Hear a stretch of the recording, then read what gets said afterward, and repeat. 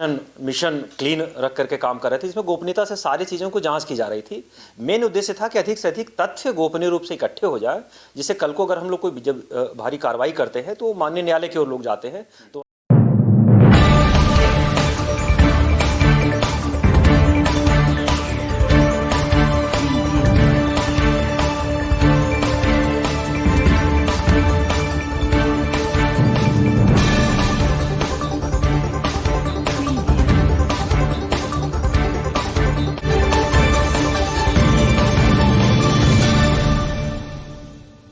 नीचे रखिएगा, फेस के सामने मत लाइएगा।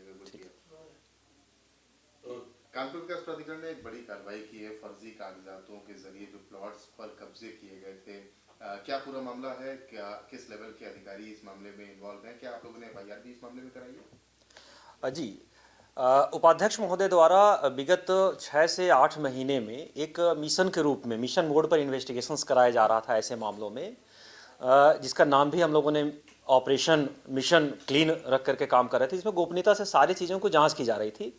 मेन उद्देश्य था कि अधिक से अधिक तथ्य गोपनीय रूप से इकट्ठे हो जाए, जिससे कल को अगर हम लोग कोई जब भारी कार्रवाई करते हैं तो माननीय न्यायालय की ओर लोग जाते हैं तो वहाँ भी हम हर प्रकार के मामलों में जीत दर्ज करा सकें। तो ऐसे प्रकरणों में प्राधिकरण ने कई सारे मामले हैं।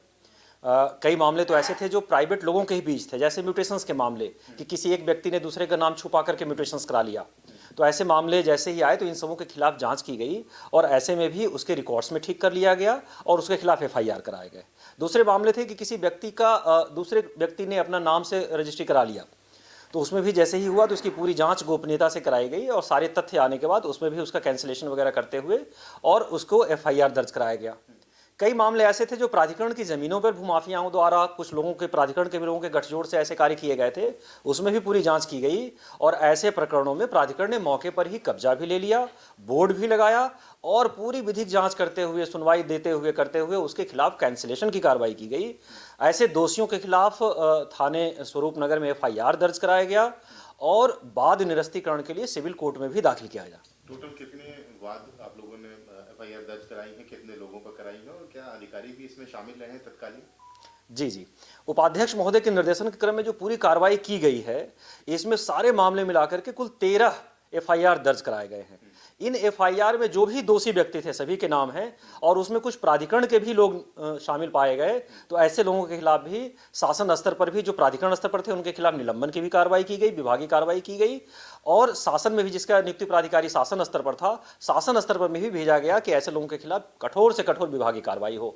इसमें अनुचर से लेकर के उप सचिव स्तर तक के कई सेवानिवृत्त और कई कार्यशील कर्मचारी अधिकारी रहे हैं, उन सबों के खिलाफ कार्रवाई की गई है। निलंबन की कार्रवाई कितने लोगों के खिलाफ की गई है? निलंबन की कार्रवाई वर्तमान में 2 लोगों के खिलाफ की गई है और आगे भी जो शासन में भेजा गया है उसमें भी शासन के स्तर से जो भी निकल करके आए और उसमें सेवानिवृत्त कर्मचारी भी हैं, उनके खिलाफ भी कार्रवाई की गई है।